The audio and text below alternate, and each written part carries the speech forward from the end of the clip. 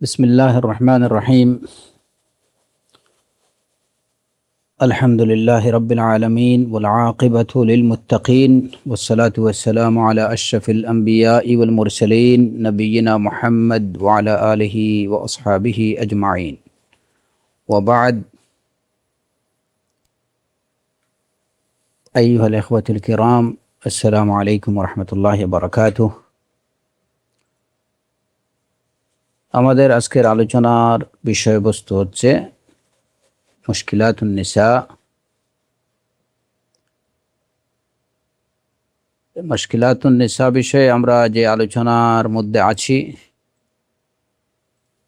সেটা হচ্ছে হিফজুল লিসান বা মুখকে সংযত রাখা।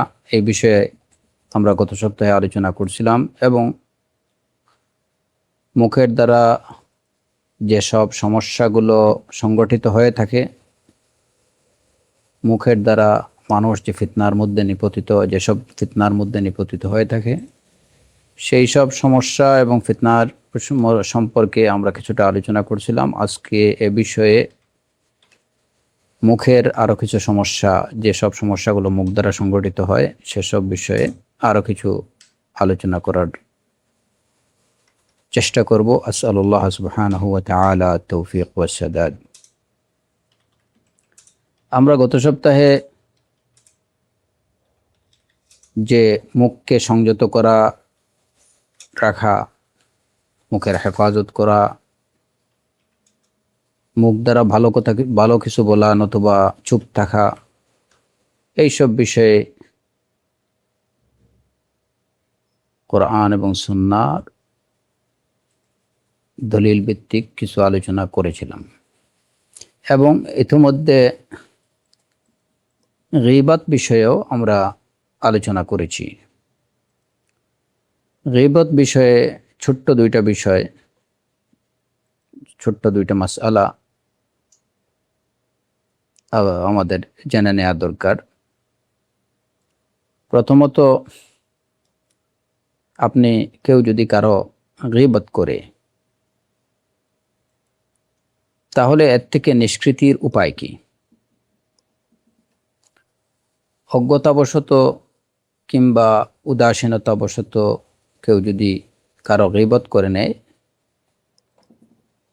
তাহলে তার করণীয় হলো যার সে গীবত করেছে, যার সম্পর্কে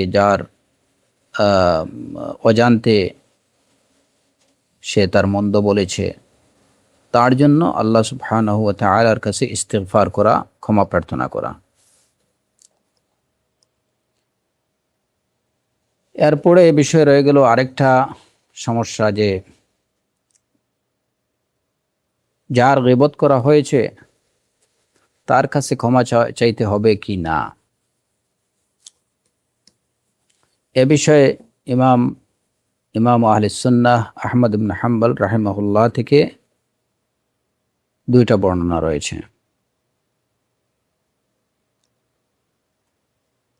একটা বর্ণনা হচ্ছে যে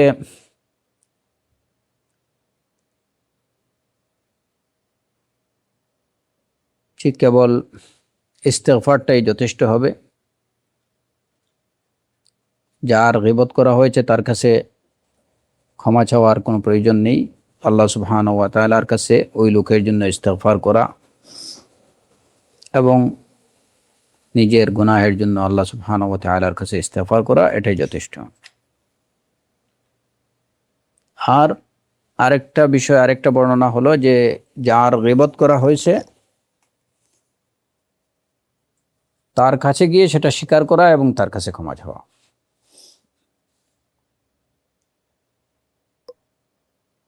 এই দুইটা অভিমতের মধ্যে বিশুদ্ধ অভিমত হচ্ছে যে এই ক্ষেত্রে কেবল তওবা এবং ইস্তিগফার নিজের জন্য এবং যার গীবত করা হয়েছে তার জন্য আল্লাহ সুবহানাহু ওয়া তাআলার কাছে ইস্তিগফার করা, ক্ষমা চাওয়া, এটা যথেষ্ট হবে। ওই লোককে গিয়ে তার কাছে ঘটনা স্বীকার করে সেটা হালাল করে নেয়ার কোনো প্রয়োজন নেই। এবং এটাই হচ্ছে শেখুল ইসলাম ইবনু তাইমিয়া রাহিমাহুল্লাহর অভিমত এবং আরও অন্যান্য উলামায়ে কেরামের অভিমত। যারা বলেন যে কিছু কিছু উলামায়ে কেরামের অভিমত হলো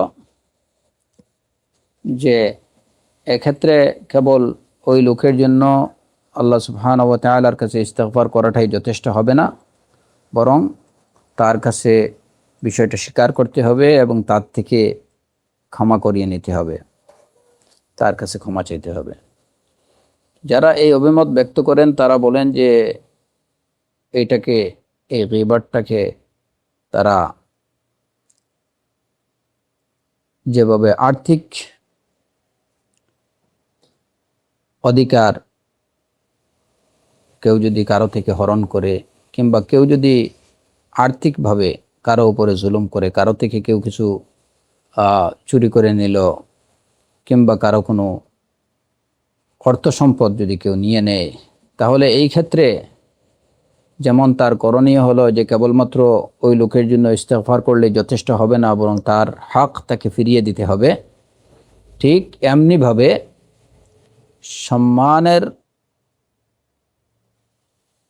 কারো যদি সম্মান ক্ষুণ্ণ করা হয় তাহলে এইটাও তাকে ফিরিয়ে দিতে হবে, মানে তার কাছে গিয়ে স্বীকার করতে হবে এবং তার থেকে এই বিষয়ে ক্ষমা চেয়ে নিতে হবে। তো যারা এই অভিমত ব্যক্ত করেন তারা তুলনা করেন এই সম্মান ক্ষুণ্ণের বিষয়টাকে, তারা অর্থ সম্পদ নষ্ট করার সাথে তুলনা করেন। কেউ যদি কারো কোনো অর্থ সম্পদ নষ্ট করে কিংবা কারো সম্পদের উপরে আঘাত হানে, তাহলে তার করণীয় হচ্ছে যে তার অর্থ বা সম্পদ ফিরিয়ে দেয়া, এরপরে ইস্তেগফার করা। ঠিক তেমনিভাবে কারো সম্মান নষ্ট করলে প্রথম কাজ হচ্ছে যে তাকে জানাতে হবে, তার থেকে ক্ষমা চেয়ে নিতে হবে, তারপরে তার জন্য ইস্তেগফার করতে হবে, নিজের জন্য ইস্তেগফার করতে হবে। এটা হচ্ছে কিছু সংখ্যক উলামায়ে কেরামের অভিমত। কিন্তু শেখুল ইসলাম ইবনে তাইমিয়া রাহিমাহুল্লাহ এবং আরও অন্যান্য উলামায়ে কেরামের অভিমত হচ্ছে, এবং এটাই হচ্ছে বিশুদ্ধ অভিমত, যে তাকে গিয়ে জানানো, যার গীবত করা হয়েছে তাকে জানানো কিংবা তার থেকে ক্ষমা চেয়ে নেওয়ার এটার কোনো প্রয়োজন নেই। এবং যারা এটাকে অর্থ সম্পদ নষ্ট করার সাথে তুলনা করেন, তাদের জবাব দেয়া হয় এই বলে যে এটাকে অর্থের সাথে তুলনা করা বা সম্পদ নষ্টের সাথে তুলনা করা এটা যুক্তিসঙ্গত না। কারণ সম্পদ এটা হচ্ছে, অর্থ কিংবা সম্পদ এটা হচ্ছে এমন একটা বিষয় যেটা রিটার্নেবল, যেটা রিটার্ন করা যাবে, ফেরত দেওয়া যাবে। কিন্তু সম্মান হচ্ছে এমন একটা বিষয় যেটা হওয়ার সেটা হয়ে গেছে, এটাকে ফেরত দেওয়ার কোনো উপায় নেই। সুতরাং যে ঘটনা ঘটে গেছে, এই কথা যদি আবার গিয়ে কেউ, যার গীবত করা হয়েছে তাকে গিয়ে যদি আবার বলা হয় যে আমি আপনার গীবত করছিলাম, তাহলে দেখা যাবে যে এই গীবতকারী সম্পর্কে হয়তো ওই লোকটার একটা ভালো ধারণা ছিল এতদিন, কিন্তু এই কথাটুকু স্বীকার করার পরে তার অন্তরের মধ্যে গীবতকারী সম্পর্কে একটা বাজে ধারণা তৈরি হবে। এক। দ্বিতীয় বিষয় হচ্ছে যে কিছুক্ষণের জন্য হলেও ওই লোকটার মনটা খুবই খারাপ হবে, যে লোকটা আমার সম্পর্কে ওই লোকদের সামনে আমার মন্দ বলছে। তো এতে করে তার অন্তরের মধ্যে সে একটা সংকীর্ণতা উপলব্ধি করবে এবং একটা বাজে ফিলিং তার মধ্যে তৈরি হবে।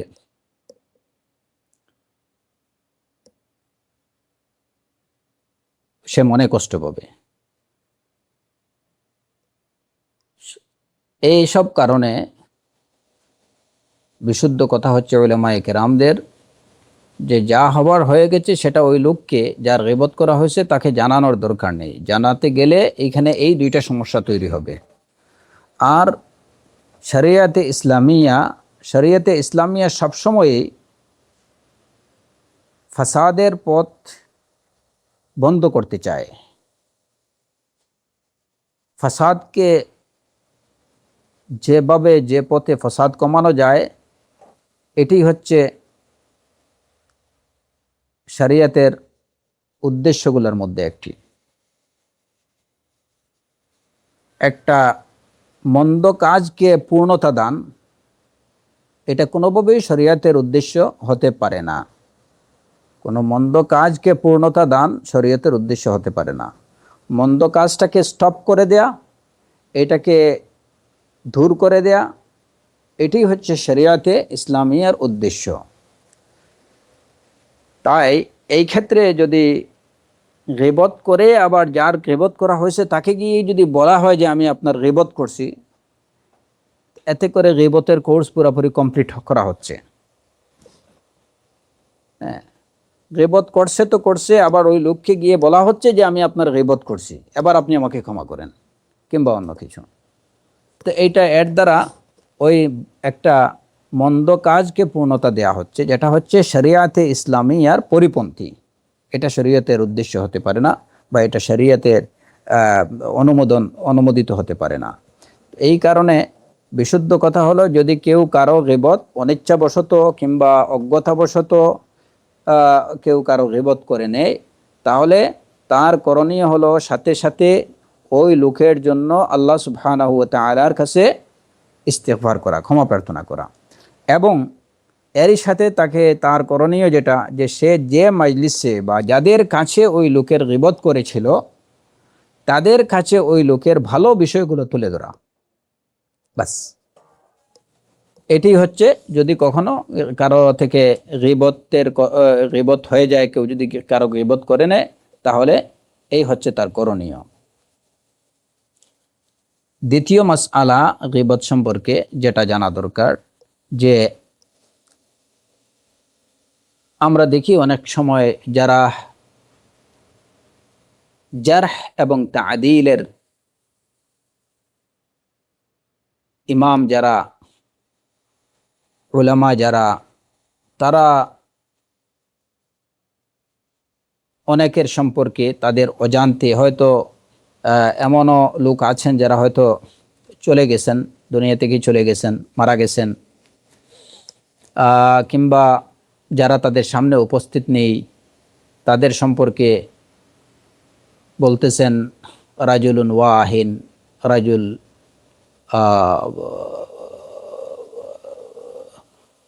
এই যে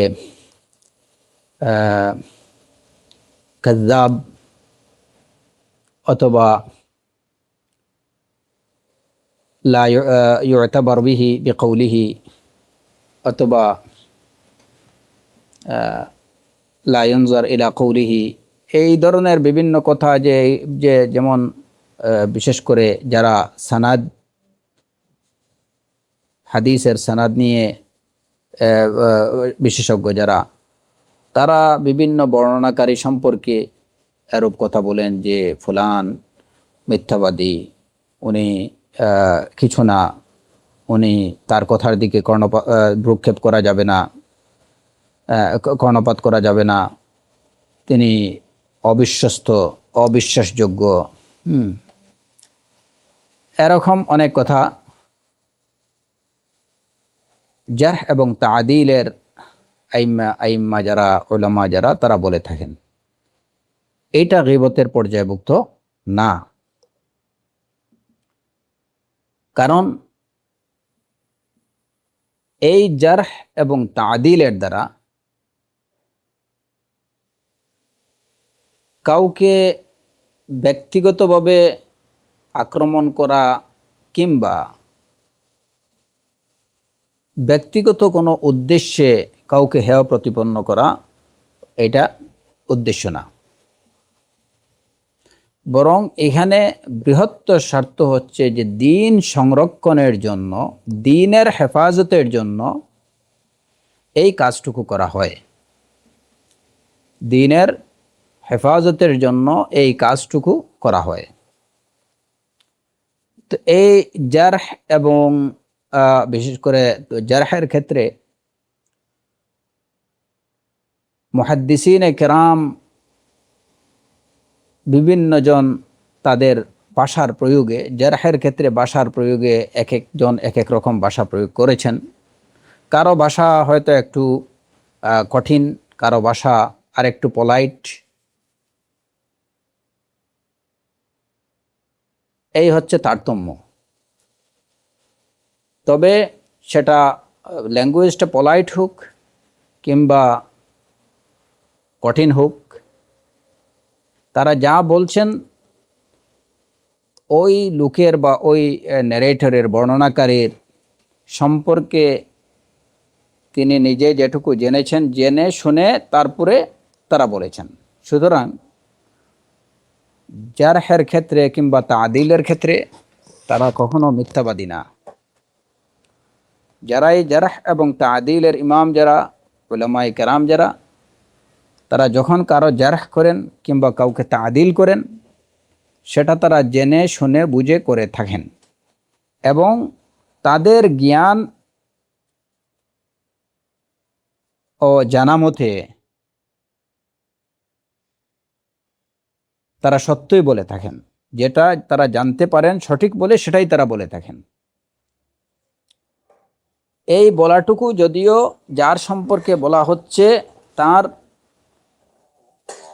অনুপস্থিতিতে বলা হচ্ছে, যদিও তার অনুপস্থিতিতে বলা হয়, তারপরে এটা গীবা হবে না।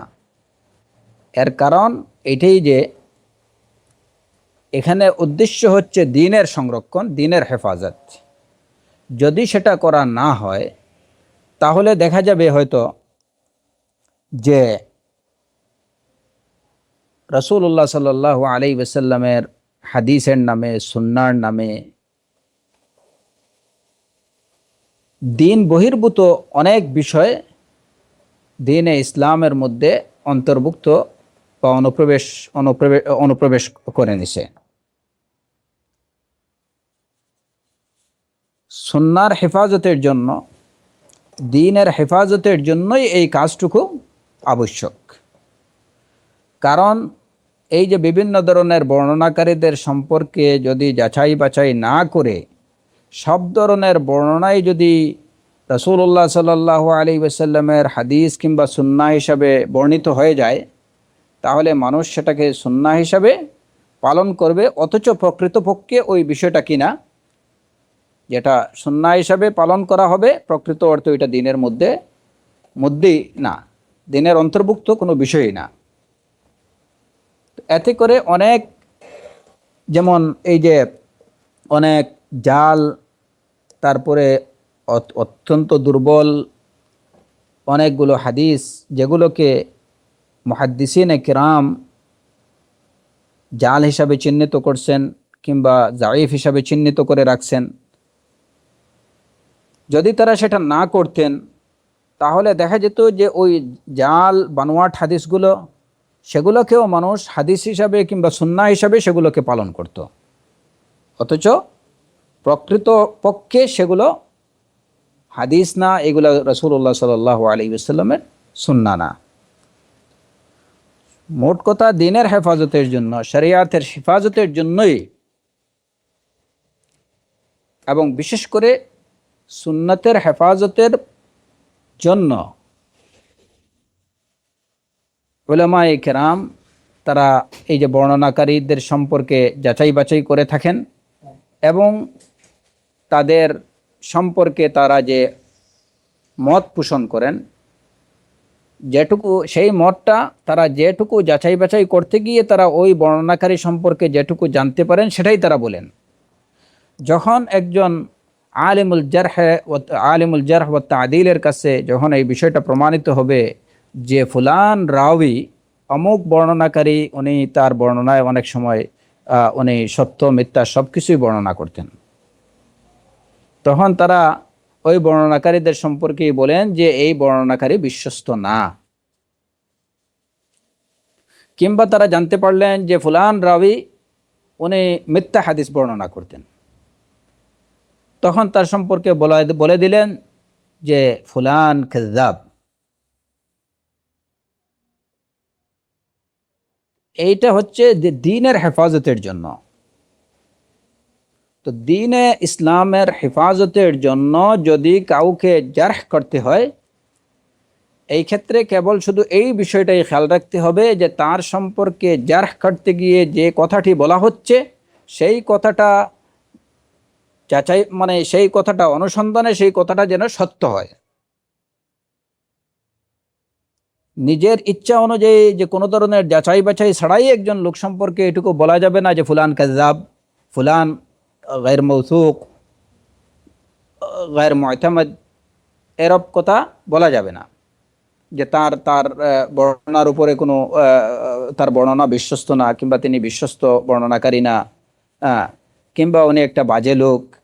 হ্যাঁ, এই ধরনের কথা বলতে হলে অবশ্যই এটা নিজের পক্ষ থেকে কোনো ধরনের যাচাই বাছাই ছাড়া এরূপ কথা বলা যাবে না। যদি হয় তাহলে অবশ্যই সেটা অন্য একজন মুমিনের সম্মানের উপরে আঘাত করার আঘাত করা হবে, এবং যেটা ইসলামের মধ্যে সম্পূর্ণরূপে হারাম, সম্পূর্ণরূপে হারাম। দ্বীনের হেফাজতের জন্য যদি কাউকে জারহ করতে হয় তাহলে অবশ্যই তার সম্পর্কে ভালো করে যাচাই বাছাই করে প্রকৃত সত্য যে রিপোর্ট পাওয়া যাবে সেটাই বলা যাবে, এবং সেই রিপোর্টের ভিত্তিতে অভিমত ব্যক্ত করা যাবে। এবং এটা কোনোভাবে এটা হবে সওয়াবের কাজ। কারণ দ্বীনের সংরক্ষণ, দ্বীনের হেফাজত, এটা হচ্ছে অন্যতম ইবাদা। অতএব এই কাজটুকু যারা করেন তারা মাজুর, তারা আল্লাহ সুবহানাহু ওয়া তাআলার কাছে এর জন্য উত্তম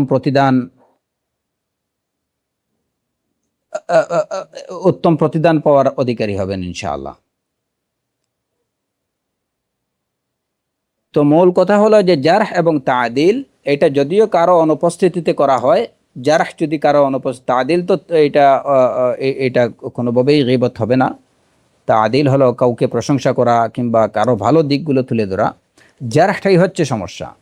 তা জারহ যদি করা হয়, কারো অনুপস্থিতিতে করা হয়, এবং সেটা দ্বীনের সংরক্ষণের জন্য, সুন্নাহর হেফাজতের জন্য, তাহলে সেটা কোনোভাবেই গীবতের পর্যায়ে পড়বে না, বরঞ্চ এর জন্য ওই লোক যিনি এই কাজটুকু করবেন তিনি আল্লাহ সুবহানাহু ওয়া তাআলার পক্ষ থেকে প্রতিদান লাভ করবেন। ঠিক এমনিভাবে কোনো বাতিল দায়ী, পথভ্রষ্টকারী দুআতে সু যারা, সেই দুআতে সুদের যদি কোনো দায়ী সু যারা মানুষকে বাতিলের দিকে আহ্বান করে, যারা মানুষকে দ্বীনের নামে বিভ্রান্ত করার চেষ্টা করে, এই সমস্ত এরকম কোনো দায়ীর আস্ফালন যদি বেড়ে যায় এবং সে যদি পাবলিকলি তার বিভ্রান্তিগুলো দ্বীনের নামে, কোরআনের নামে, সুন্নাহর নামে যদি নিজের বিভ্রান্তিগুলো ছড়াতে থাকে, তাহলে এই ক্ষেত্রে তার সম্পর্কে মানুষকে সচেতন করা, সতর্ক করা, এটাও কিন্তু ওই জারহের পর্যায়ভুক্ত। এবং এই কাজের জন্য যারা এই কাজটুকু করবেন তারা মাজুর হবেন, এটা কোনোভাবেই গীবতের পর্যায়ে পড়বে না। তবে এখানেও অবশ্যই খেয়াল রাখতে হবে ওই কন্ডিশন, যে অবশ্যই আমি যার সম্পর্কে ওই দায়ী সম্পর্কে যেটুকু বলা হবে সেটা যেন সত্য বলা হয়, এর মধ্যে যেন কোনো মিথ্যা না থাকে। যদি মিথ্যা থাকে তাহলে অপর মুসলমান ভাইয়ের সম্মানে আঘাত করার পর্যায়ভুক্ত হবে, এবং এর জন্য এটা হবে গুনাহে কাবীরা।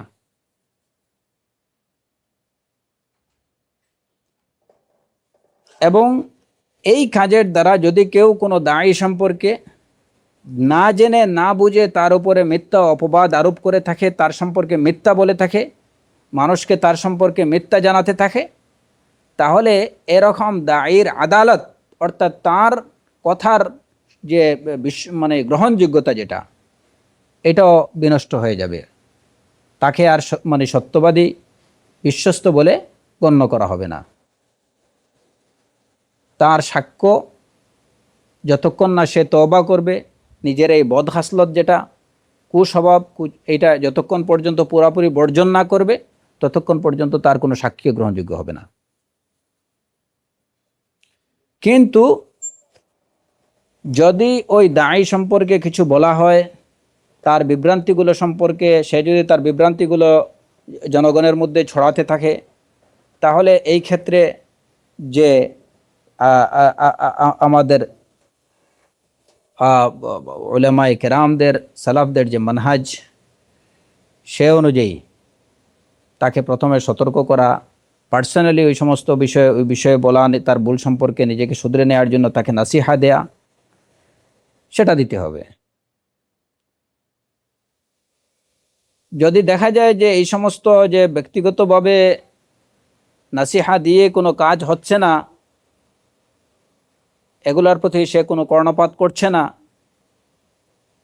কিংবা সে জেনে শুনেই এই বিষয়গুলো বুঝতেছে, তারপরেও নিজের ব্যক্তি স্বার্থে কিংবা জাগতিক কোনো স্বার্থে সে তার বাতিলগুলো এবং বিভ্রান্তিগুলো মানুষের মধ্যে প্রচার এবং প্রসার করে যাচ্ছে, তাহলে এই ক্ষেত্রে করণীয় হলো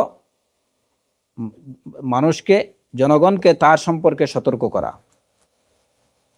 তার মধ্যে দিনের নামে সে যে অপকর্মগুলো চালাচ্ছে সে বিষয়গুলো জনগণকে জানানো, অবহিত করা। তখন তার সম্পর্কে যদি কোনো কমেন্ট করা হয় যে ফুলান দায়ী দাল্লুন মুদিল্লুন, কিংবা ফুলান দায়ী কাযযাবুন, কিংবা ফুলান দায়ী কাযা ওয়া কাযা, এটা যদি বলা হয় তাহলে এটা দূষণীয় কিছু নয়, বরং এটা প্রশংসনীয় কাজ। কারণ এর দ্বারা দিনের হেফাজত হচ্ছে। এখানে যে কথাগুলো বা যে যে অভিমত পোষণ করা হচ্ছে ওই লোক সম্পর্কে, যে মন্তব্য করা হচ্ছে, সেই মন্তব্যটা এটা ব্যক্তিগত কোনো কারণে না, ব্যক্তিগত কোনো জাগতিক কোনো উদ্দেশ্যে না। এর পিছনে উদ্দেশ্য হচ্ছে দ্বীনে ইসলামের হেফাজত, যাতে ওই লোক মানুষকে বিভ্রান্ত করতে না পারে, প্রতারিত করতে না পারে, কোরআন এবং সুন্নাহর নামে সে যেন মানুষকে ভুল পথে নিয়ে যেতে না পারে।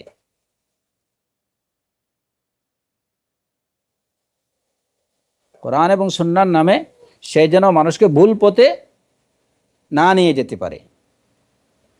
তো জারহের ক্ষেত্রে অবশ্যই খেয়াল রাখতে হবে যে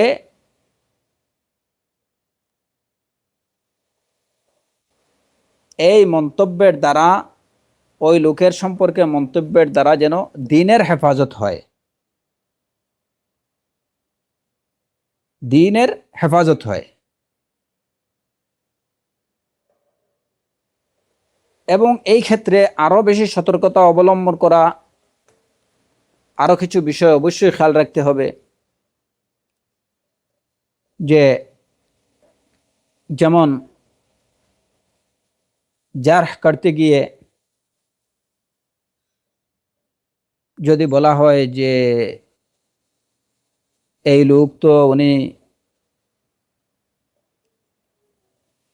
বিয়ে করছেন 3টা বা 4টা, কিংবা এই কয়েকদিন পরে পরে উনি হয়তো একটা বউ ছাড়েন আর একটা বিয়ে করেন, এই বিষয়গুলা জারহের মধ্যে আসতে পারবে না। কারণ 3টা হোক 4টা হোক বিয়ে করা, এটা যদি ওই লোকটা করে থাকে, এটা তার সম্পূর্ণ ব্যক্তিগত বিষয়, এবং সে যেটা করছে সেটা হারাম না, সে হালাল কাজ করছে। ফানকিহু মা তাবা লাকুম মিনান নিসাই মাসনা ওয়া সুলাসা ওয়া রুবা, সুতরাং সে হারাম কাজ করেনি। এইটা জারহের মধ্যে এই বিষয় আসতে পারবে না। কিংবা কয়দিন পরে পরে একজনকে তালাক দেয়, আরেকজনকে বিয়ে করে, এইভাবে যদি সে 100টাও করে, এতে আপনার কোনো অসুবিধা থাকার কথা না। তার কারণ এটাও আপনার জারহের বিষয় না, আপনার জারহের আলোচ্য বিষয় এটা না। কারণ একটার পরে একটা তালাক দিয়ে যদি সে 100টাও করে, তাহলে অসুবিধা নেই যদি সে একসাথে 4টার বেশি না রাখে। তো এইভাবে যে সমস্ত একদম পার্সোনাল যে বিষয়গুলো এবং যে বিষয়গুলো হালাল, এই বিষয়গুলো জারহের আপনার জারহের আলোচ্য বিষয় হতে পারবে না। আলোচ্য বিষয় হতে হবে আপনার যে ওই লোকটা দিন সম্পর্কে কিংবা কোরআন এবং সুন্নাহর নামে কি বলছে, কোরআন এবং সুন্নাহর নামে কি বলছে, সেটাই হতে হবে আলোচ্য বিষয়।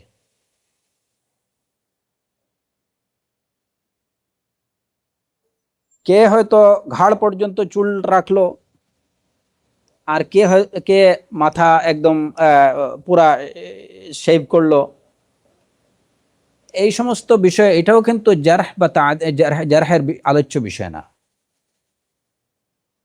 এটাও জারহের আলোচ্য বিষয় না।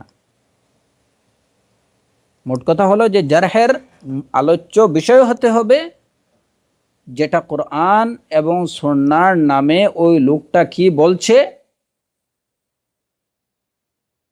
সেটা। এরপরে হয়তো যে তার থেকে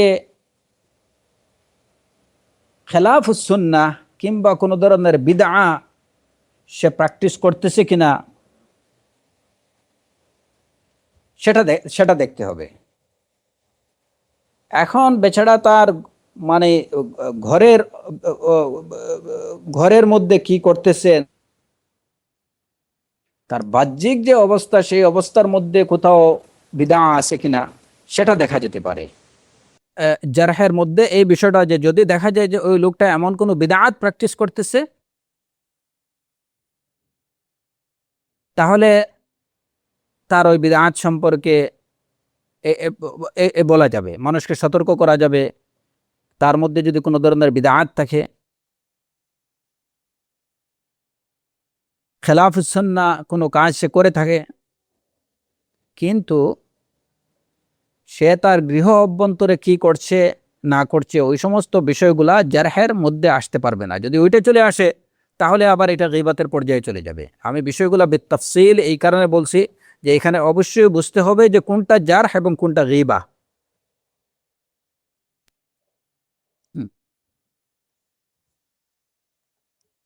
একজন লোক ঘরে তার স্ত্রীর সাথে খুব বাজে ব্যবহার করে, উনি হয়তো দায়ী, কিন্তু বাইরে মানুষকে যে কথাবার্তাগুলো বলছে, কোরআন এবং সুন্নাহর নামে যে কথাগুলো বলছে,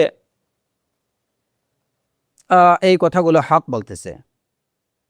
এখন আপনার এইটুকু খুঁজে বের করার যে আমি তো জারহ এবং তাদিলের বিষয়টা আমি দেখি, সুতরাং এখন ওই লোকটা ঘরে তার ওয়াইফের সাথে কি ব্যবহার করে, কিরূপ কথাবার্তা বলে, হ্যাঁ, তো না, এটা অবশ্যই আপনার আলোচ্য বিষয় না, এটা অবশ্যই আপনার আলোচ্য বিষয় না। একান্ত পার্সোনাল যে বিষয়টা, তার দাওয়াতের উপরে যেটার কোনো আসর পড়বে না আনটিল তার দাওয়াত, তার কথাবার্তাগুলো সঠিক এবং বিশুদ্ধ, তাহলে ওই দায়ী সম্পর্কে আপনি কিছু বলতে পারবেন না। যদি ওই দায়ীর কথাবার্তার মধ্যে বিভ্রান্তকর কথাবার্তা থাকে, কোরআন এবং সুন্নাহর নামে সে বিভ্রান্তি এবং বাতিল কথাবার্তা বলে থাকে, তাহলে তার বিরুদ্ধে সতর্ক এবং সাবধান করা যাবে। কখন সতর্ক এবং সাবধান করা যাবে, কখন করা যাবে না, এই বিষয়টা কার কাছে কারা করবেন, এই বিষয়ে আমরা অন্যান্য কিতে আলোচনা করছি। প্রয়োজন হলে সেটা পরে করা যাবে। কিন্তু এখানে আমাদের মূল বিষয় হচ্ছে যে এইটুকু বলা কোনটা জারহ এবং কোনটা গীবা।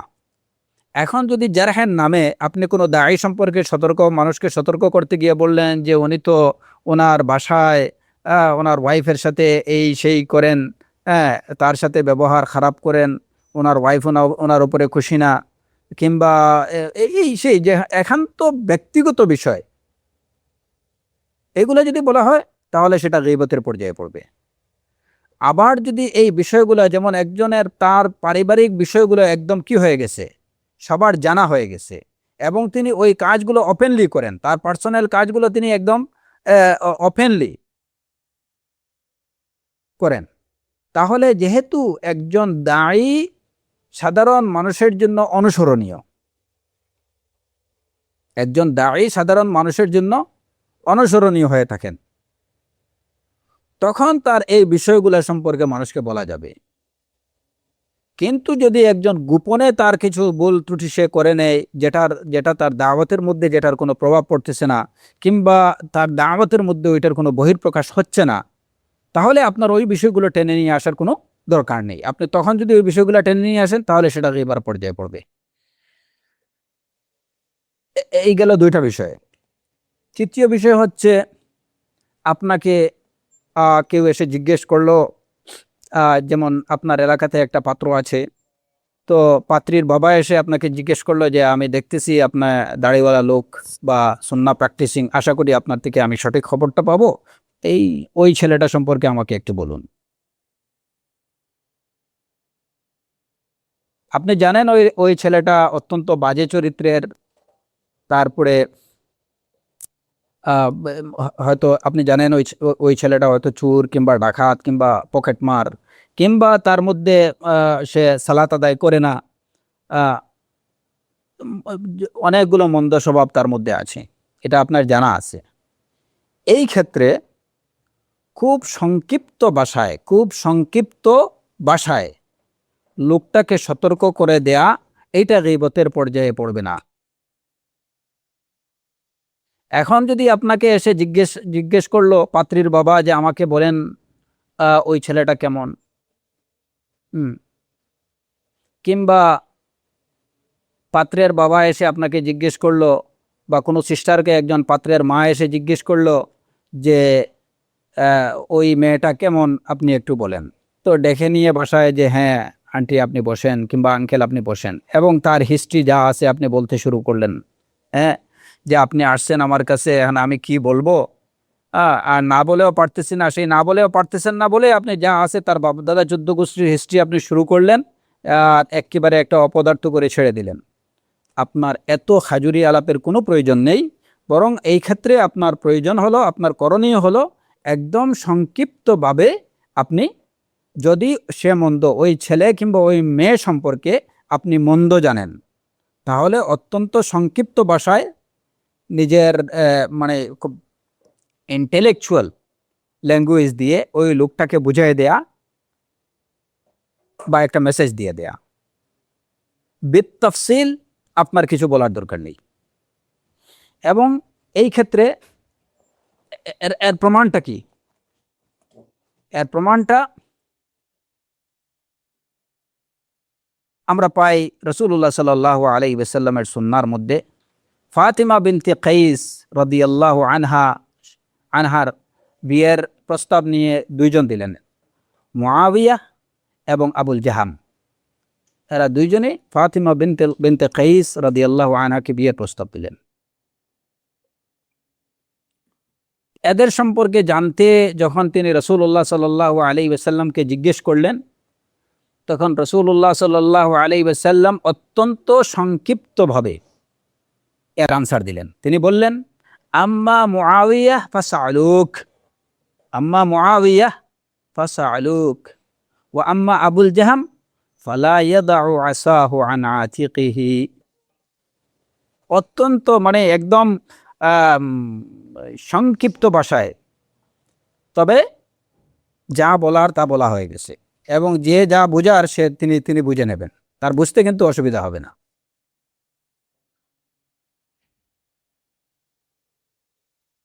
তো এমনিভাবে আপনাকে যখন আপনাকে কেউ যদি এই সম্পর্কে কিছু জিজ্ঞেস করে, আপনার খুব সংক্ষিপ্ত ভাষায় সত্যটা বুঝাই দেবেন, বলে দেবেন, যাতে করে যিনি জিজ্ঞেস করছেন তিনি বুঝে নেন।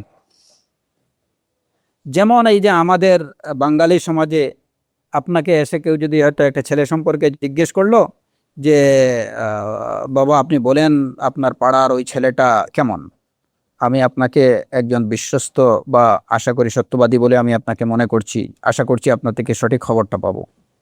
এখন আপনি জানেন ওই ছেলেটা সম্পর্কে অত্যন্ত বাজে একটা ছেলে, আপনি যদি বলেন যে আঙ্কেল আমাকে ওর সম্পর্কে কিছু জিজ্ঞেস করেন না, আপনি অন্য কাউকে জিজ্ঞেস করেন, বাস আমার মনে হয় যে এইটুকু যথেষ্ট, মোর দেন এনাফ। একজন যে বুঝতে চায় বা জানতে চায় তার জন্য যথেষ্ট, উনি বুঝে নেবেন যে আপনি কি বলতে চেয়েছেন।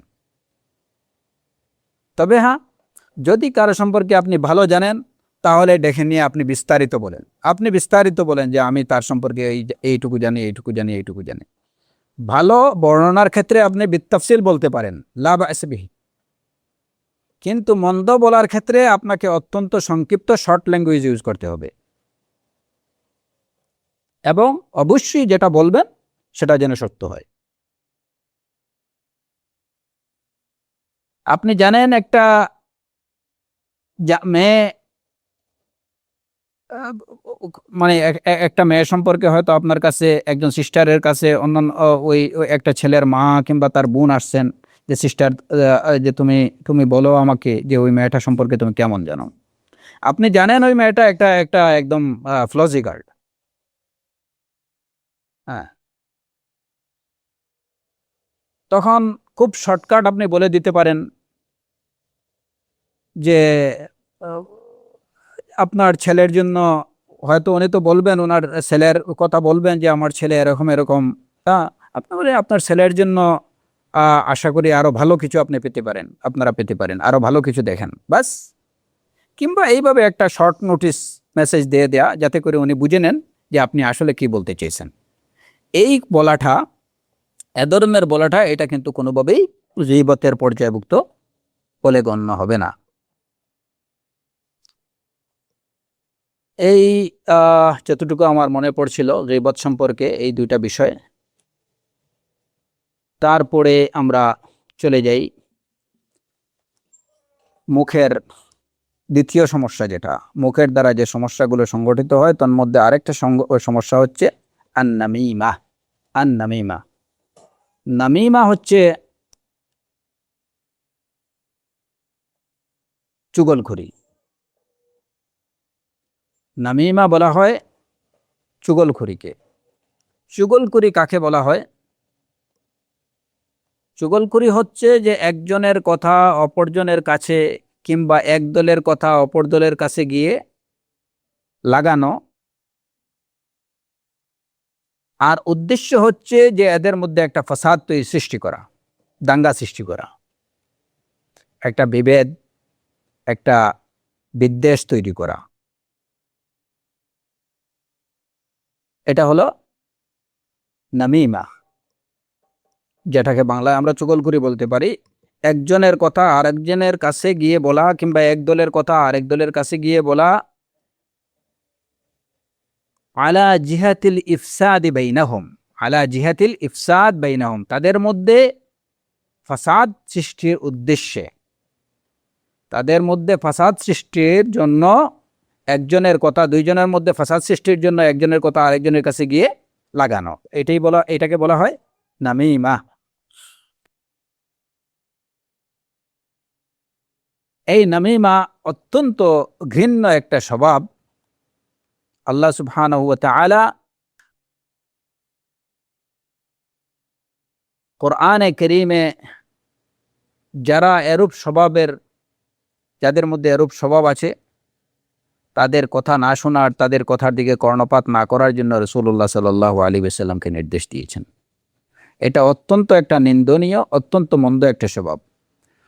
কোরআনে কারীমে আল্লাহ আযজা ওয়া জাল্লা বলেছেন, ওয়ালা তুতি' কুল্লা হাল্লাফিম মাহিন হাম্মাজিম মাশশাইম বিনামিম মান্না'ইল লিল খাইরি মু'তাদিন আথীম। যে হে নবী, লা তুতি' কুল্লা হাল্লাফিম মাহিন, আপনি হাল্লাফ, যে কথায় কথায় হালাফ করে, শপথ করে, অতিশয় হলফকারী, শপথকারীর লাঞ্ছিত, যে লাঞ্ছিত, যে বেশি বেশি শপথ করে, তার অনুসরণ করবেন না, তার কথার কর্ণপাত করবেন না। হাম্মাজিম মাশশাইম বিনামিম, যারা পিছনে কথা বলে। হাম্মাজ, মানুষের পিছনে তার নিন্দা করে, এটা গীবা। পিছনে নিন্দা করা, এটাও গীবা। মাশশাইম বিনামিম, যে চুগলখড়ি করে বেড়ায়, একজনের কথা আরেকজনের কাছে লাগিয়ে ফেলে, এই লোকের লা তুতি', তার অনুসরণ করা, তার কথা কর্ণপাত করা করবেন না। তো মাশশাইন হাম্মাজিম মাশশাইম বিনামিম, যে লোক চুগলখড়ি করে বেড়ায়, তার কথা না শুনতে আল্লাহ সুবহানাহু ওয়া তাআলা রাসূলুল্লাহ সাল্লাল্লাহু আলাইহি ওয়াসাল্লামকে নির্দেশ দিয়েছেন। এবং এই নামিমা, চুগলখড়ি, এটা হচ্ছে একটি অন্যতম কাবীরা গুনাহ, অন্যতম গুনাহে কাবীরা। সহিহ বুখারী এবং সাহিহ মুসলিমে ইবনু আব্বাস রাদিয়াল্লাহু আনহু থেকে বর্ণিত হাদিস, যেখানে রয়েছে যে একদা রাসূলুল্লাহ সাল্লাল্লাহু আলাইহি ওয়াসাল্লাম দুইটা কবরের পাশ দিয়ে যাচ্ছিলেন।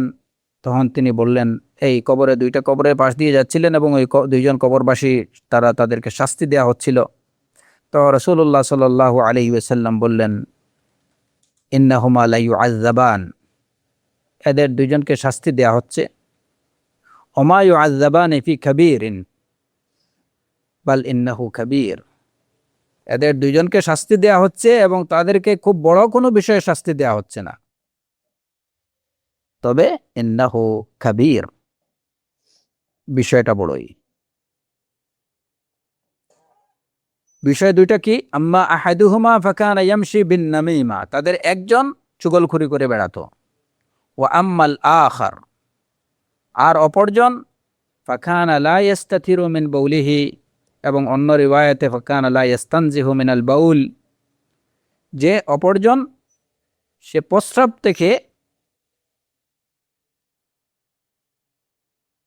প্রস্রাবের নাপাকি থেকে বেঁচে থাকতো না। ইয়াস্তাতিরু অথবা ইয়াস্তানজিহু দুইটা একই অর্থ। প্রস্রাবের নাপাকি থেকে সে বেঁচে থাকতো না। এই হাদিসে রাসূলুল্লাহ সাল্লাল্লাহু আলাইহি ওয়াসাল্লাম বললেন, ইন্নাহুমা লা ইউআযযাবানি ওয়া মা ইউআযযাবানি ফি কাবীর বাল ইন্নাহু কাবীর। এই যে বিষয়গুলা, যে তাদেরকে শাস্তি দেয়া হচ্ছে, অথচ এটা এমন কোনো বড় বিষয়ে শাস্তি দেয়া হচ্ছে না। এখন বড় বিষয়ে শাস্তি দেয়া হচ্ছে না, এর অর্থ এটুকু না যে এটা কোনো বড় বিষয় না, যেটা পরবর্তী কথায় রাসূলুল্লাহ সাল্লাল্লাহু আলাইহি ওয়াসাল্লাম স্পষ্ট করে দিলেন যে বাল ইন্নাহু কাবীর, বিষয়টা বড়ই। কিন্তু প্রথমে যে বললেন ওমা ইউআযযাবানি ফি কাবীর, সেটা কি সেন্সে, কি অর্থে?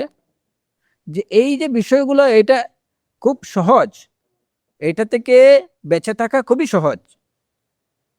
প্রস্রাবের নাপাকি থেকে বেঁচে থাকা এটা কোনো কঠিন ব্যাপার না। চুগলখুরি থেকে বেঁচে থাকা এটা কোনো কঠিন ব্যাপার না, এটা খুব সহজ। কিন্তু বেঁচে না থাকাটা, এটা কি? ইন্নাহু কাবীর, এটা কবিরা, এটা গুনাহে কবিরা।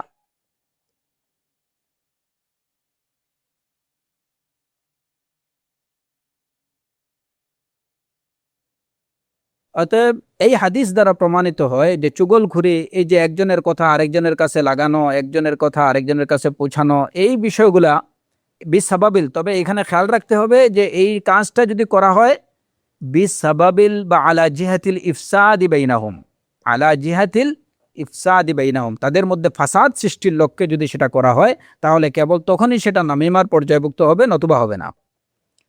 নতুবা আপনি একজনের খবর আরেকজনের কাছে গিয়ে পৌঁছালেন, ভালো খবর আপনি পৌঁছালেন, হ্যাঁ, এটা এটা এটা কিন্তু প্রশংসিত একটা বিষয়, এটা প্রশংসনীয়। কারণ যদি একজনের ভালো খবরটা আরেকজনের কাছে পৌঁছানো হয়, ভালো দিকটা তুলে ধরা হয়, তাহলে এর দ্বারা তাদের মধ্যে উলফা, মাওয়াদ্দা, ভ্রাতৃত্বটা আরো বাড়বে। আর এইটা বাড়ানোর জন্য আমরা আদিষ্ট। ওয়া আসলিহু যাতা বাইনিকুম, এই ইসলাহের জন্য আমরা আদিষ্ট। কোরআনে কারীমে আল্লাহ আযজা ওয়া জাল্লা সেই নির্দেশ আমাদেরকে দিয়েছেন, ফাত্তাকুল্লাহ ওয়া আসলিহু যাতা বাইনিকুম। এবং অন্য আয়াতে আল্লাহ আযজা ওয়া জাল্লা বলছেন, ওয়া ইন তাইফাতানি মিনাল মুমিনিনা ইখতাতালু ফাআসলিহু বাইনাহুমা।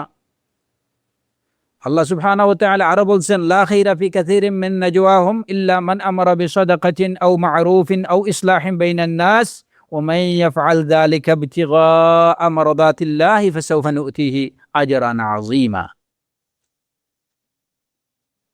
তো মানুষের মধ্যে ইসলাহ বা সংশোধনের নিমিত্ত, তাদের মধ্যে ভ্রাতৃত্ব জোরদার করার জন্য, পরস্পর সম্প্রীতি, মুসলমানদের মধ্যে পরস্পরের সম্প্রীতি বাড়ানোর জন্য যদি ভালো কথা পৌঁছানো হয়, একের কথা আরেকজনের কাছে পৌঁছানো হয়, তাহলে সে এর জন্য ফাসাউফা নুতিহি আজরান আযীমা, আল্লাহ সুবহানাহু ওয়া তাআলা বলছেন যে তাকে কি দেবেন? আজরে আজিম দান করবেন।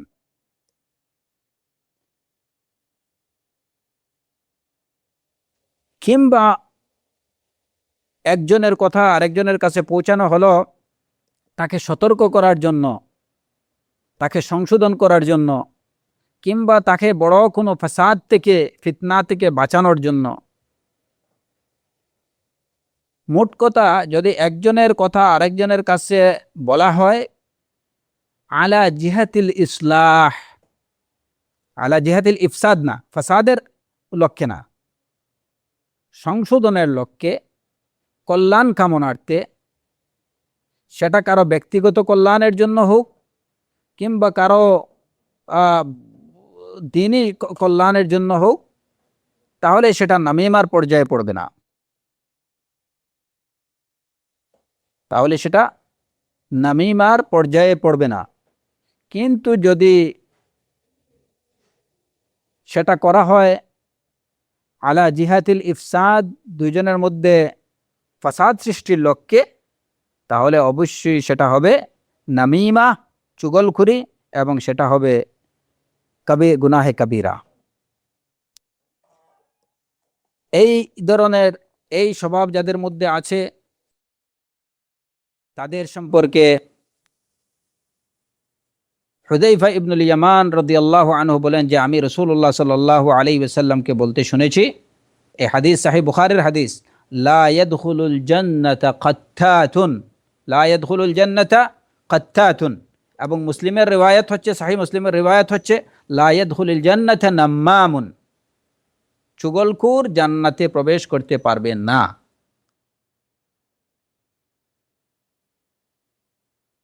সুতরাং জেনে বুঝে হোক কিংবা অজ্ঞতাবশত হোক, যেটাই হোক, এই স্বভাবটা এটা অত্যন্ত দূষণীয়, নিন্দনীয়, এবং এটা মিন কাবাইরিজ যুনুব, এটা গুনাহে কাবীরা।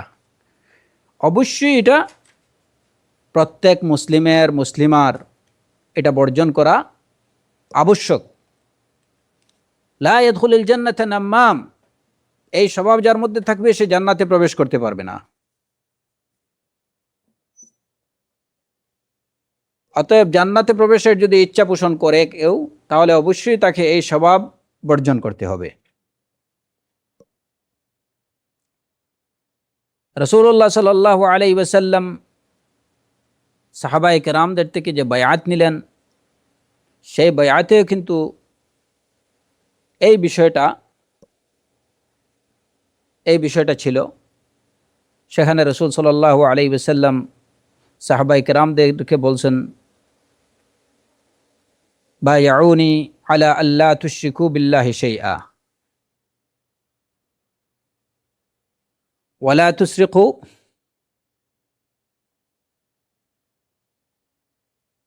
অথবা ওয়ালা তাসরিকু ওয়ালা তাজনু ওয়ালা তাকতুলু আওলাদাকুম ওয়ালা তা'তু বিবুহতানিন তাফতারুনাহু বাইনা আইদিকুম ওয়া আরজুলিকুম ওয়ালা তা'সু ফি মা'রুফ ফামান ওয়াফা মিনকুম ফাআজরুহু আলাল্লাহ ওয়ামান আসাবা মিন যালিকা শাইআন ফাউকিবা বিহি ফিদ দুনিয়া ফাহুয়া কাফফারাতুল লাহ ওয়ামান আসাবা মিন যালিকা শাইআ সুম্মা সাতারাহুল্লাহ ফাহুয়া ইলাল্লাহ ইন শাআ আফা আনহু ওয়া ইন শাআ আকাবাহ। সাহাবায়ে কেরাম বলেন ফাবায়ানাহু আলা যালিক।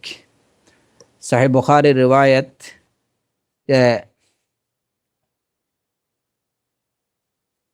রাসূলুল্লাহ সাল্লাল্লাহু আলাইহি ওয়াসাল্লাম বললেন, আমার কাছে বায়াত করো এই মর্মে যে তোমরা আল্লাহর সাথে শরীক করবে না, তোমরা চুরি করবে না, ব্যভিচার করবে না, নিজেদের সন্তানদেরকে হত্যা করবে না, ওয়ালা তা'তু বিবুহতানিন তাফতারুনাহু বাইনা আইদিকুম ওয়া আরজুলিকুম, জেনে শুনে তোমরা কি করবে না, একে অপরের উপরে কোনো অপবাদ আরোপ করবে না।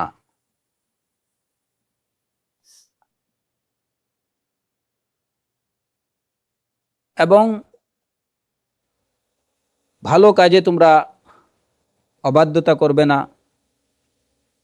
তোমাদের মধ্যে যে এই বিষয়গুলো বা এই অঙ্গীকারগুলো পূর্ণ করবে ফাজরুহু আলাল্লাহ, তার উজরত আল্লাহর নিকট। আর যদি এর মধ্য থেকে কেউ কোনো অঙ্গীকার ভঙ্গ করে আর এর জন্য সে দুনিয়াতে শাস্তি পেয়ে যায়, তাহলে দুনিয়ার এই শাস্তিটা তার জন্য কাফফারা হয়ে যাবে। আর যদি কেউ এই সমস্ত বিষয়ের কোনো কিছু, কোনো অঙ্গীকার কেউ ভঙ্গ করে এই অঙ্গীকারগুলোর মধ্যে, আর তার এই বিষয়টাকে যদি আল্লাহ সুবহানাহু ওয়া তাআলা গোপন রেখে দেন, তাহলে ফাহুয়া ইলাল্লাহ, তাহলে তার বিষয় আল্লাহর হাতে। তিনি চাইলে তাকে ক্ষমা করতে পারেন, আর ইচ্ছা হলে তিনি তাকে শাস্তি দেবেন। তো এখানে মূল বিষয় হচ্ছে যে কারো উপরে জেনে শুনে অপবাদ দেয়া, নামিমা, এটাও কিন্তু জেনে শুনে ফাসাদ সৃষ্টির লক্ষ্যে একজনের কথা আরেকজনের কাছে গিয়ে বলা, এ নিয়ে বিনিয়ে কথা বলা, এটাও কিন্তু এক ধরনের অপবাদ আরোপের পর্যায়ভুক্ত। তাছাড়া এখানে যেখানে সাহিহ বুখারী এবং সাহিহ মুসলিমের সুস্পষ্ট হাদিস, লা ইয়াদখুলুল জান্নাতা কাত্তাতুন, লা ইয়াদখুলুল, আর সাহিহ মুসলিমের রিওয়ায়াত লা ইয়াদখুলুল জান্নাতা নাম্মামুন,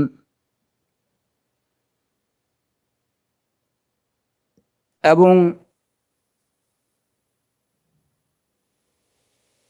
এই দুইটা হাদিসে একদম স্পষ্ট যে নাম্মাম, চুগলখোর, যারা যারা একজনের কথা আরেকজনের কাছে গিয়ে লাগিয়ে বলে,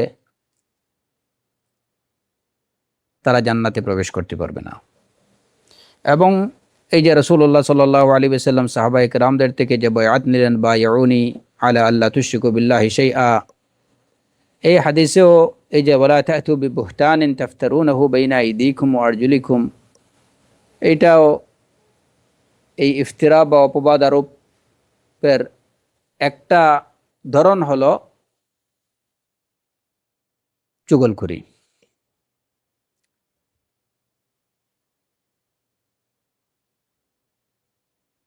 চুগলখড়িটাও কিন্তু এর একটা একটা একটা প্রকৃতি। যদিও অপবাদ আরোপ এবং চুগলখড়ি দুইটা এক বিষয় না,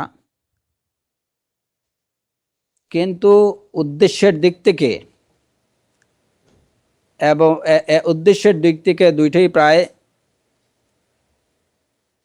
এক এবং অভিন্ন।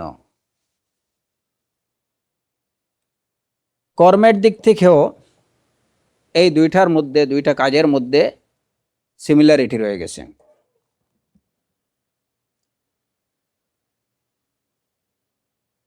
যেহেতু এই নামিমার উদ্দেশ্য হচ্ছে, বা নামিমা করা হয়, চুগলখড়ি করা হয় ফাসাদ সৃষ্টির, দুইজনের মধ্যে ফাসাদ সৃষ্টির উদ্দেশ্যে, সুতরাং এই কাজটা সরাসরি কোরআনে কারীমে আল্লাহ সুবহানাহু ওয়া তাআলার এই নির্দেশের লঙ্ঘন, যেখানে আল্লাহ আজ্জা ওয়া জাল বলেছেন ওয়ালা তাবগিল ফাসাদা ফিল আরদ ইন্নাল্লাহা লা ইউহিব্বুল মুফসিদিন, যে জমিনে ফাসাদ অন্বেষণ করো না, বা ফাসাদ সৃষ্টি করতে যেও না। অবশ্যই আল্লাহ মুফসিদিনদের বা ফাসাদ সৃষ্টিকারীদের পছন্দ করেন না। এবং অন্য আয়াতে আল্লাহ সুবহানাহু ওয়া তাআলা বলেছেন ওয়ালা তা'সাউ ফিল আরদি মুফসিদিন, পৃথিবীতে ফাসাদ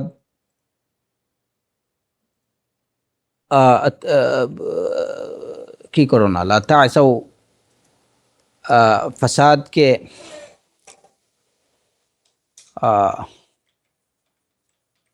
লা তা'সাউ ফিল আরদি মুফসিদিন, ফাসাদ সৃষ্টি করা বা ফাসাদকে ব্যাপক করা, এটি হচ্ছে লা তা'সাউ ফিল আরদি মুফসিদিন, ফাসাদ সৃষ্টির উদ্দেশ্যে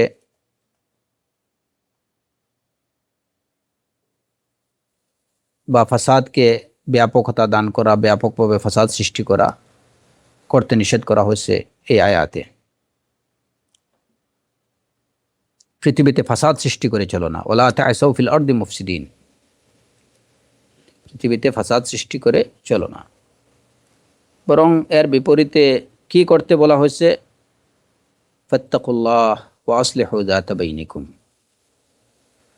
আল্লাহকে ভয় করো এবং নিজেদের মধ্যে ইসলাহ করো, নিজেদের অবস্থা সংশোধন করো। সুতরাং নামিমা এটা হচ্ছে প্রত্যক্ষভাবে কোরআনে কারীমের আল্লাহ সুবহানাহু ওয়া তাআলার নির্দেশের লঙ্ঘন।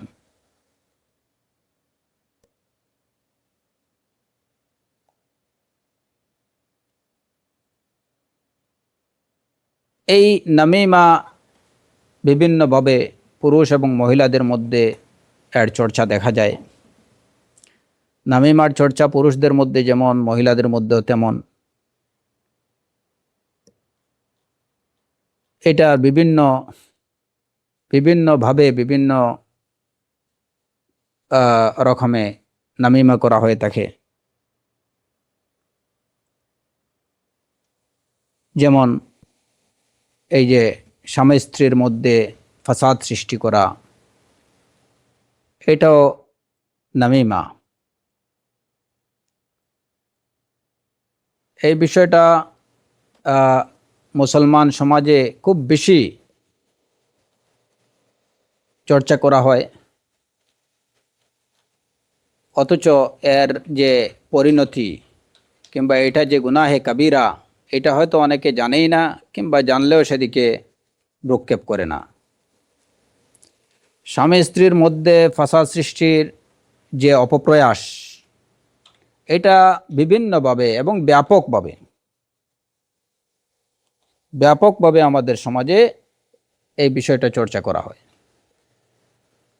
যেমন প্রায় পরিবারেই দেখা যায় যে অনেক সময় ছেলে বাইরে থেকে বা অফিস থেকে আসার পরেই শাশুড়ি শুরু করে দিলেন যে বাবা শুনছো তোমার বউ কী করছে, এই কাহিনী শুরু হলো। বেচারা অফিস থেকে এসে মোটামুটি 10-15 মিনিট ধরে একদম কান পেতে এই বয়ান শুনতে হলো। ওনার বউ কী করছে, তোমার বউ করছে, হ্যাঁ, ওর জ্বালা আর সহ্য হলো না, ঠিক আছে বাবা তুমি তোমার থাকো, আমরা যাই, বুঝছো। কিংবা অনেক সময় স্ত্রী স্বামী বাইরে থেকে আসার পরেই হয়তো উনি শুরু করে দিলেন যে না গো, আর জ্বালা সহ্য হয় না, তোমার বাবা মার জ্বালা আমি অতিষ্ঠ, আর পারলাম না, তুমি আলাদা একটা বাসা দেখো, আর না তুমি আমাকে বিদায় দাও।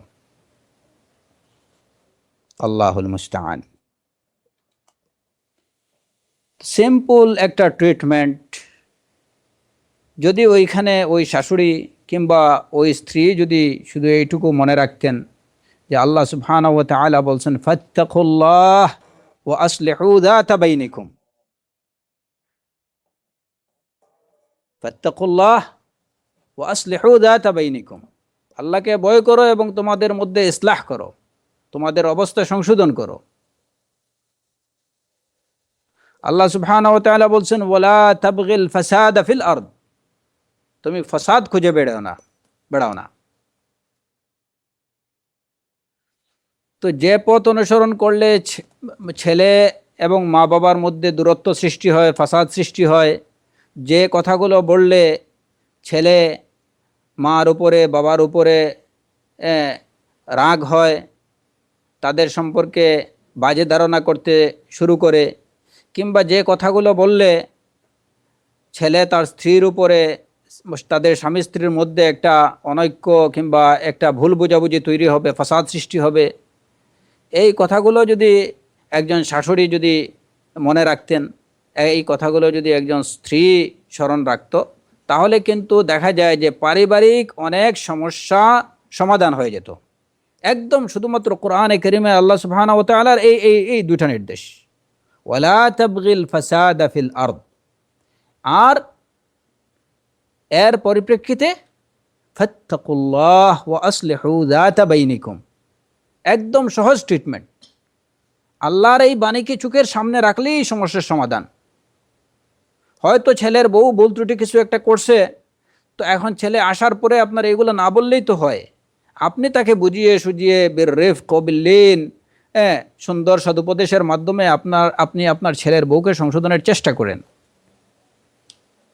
তাহলে হয়ে যেত। আপনি আপনি একটু ধৈর্য ধরে দীর্ঘ সময় ধরে তাকে বুঝাতে থাকেন, কথাগুলো ছেলেকে আপাতত না বললেই তো হতো। কিংবা একজন স্ত্রী, সে যদি মনে করতো যে আমার প্রতি যেভাবে আমার স্বামীর অধিকার আছে, তার মায়ের প্রতিও তার সেরূপ অধিকার আছে, হ্যাঁ, সুতরাং এখানে তার মায়ের পক্ষ থেকে যদি আমি একটু কষ্ট পেয়েও থাকি, সেটাতে যদি আমি সবর করি, তাহলে এর জন্য আমি আল্লাহ সুবহানাহু ওয়া তাআলার পক্ষ থেকে অবশ্যই উজরতের অধিকারী হব, আমি সওয়াব পাবো, উত্তম প্রতিদান পাবো। তো এখন শাশুড়ি একজন মুরব্বী হিসাবে, অভিভাবক হিসাবে যদি আমাকে বকাঝোকা করেন, কিংবা আমার সাথে হয়তো একটু কঠিন ব্যবহারই উনি করছেন, এটাকে যদি সে ফি সাবিলিল্লাহ, আল্লাহ সুবহানাহু ওয়া তাআলার সন্তুষ্টির জন্য এটাকে সহ্য করে নেয়, তাহলে এটা কি হলো, এমন কি হলো, আর এতে কি যায় আসে?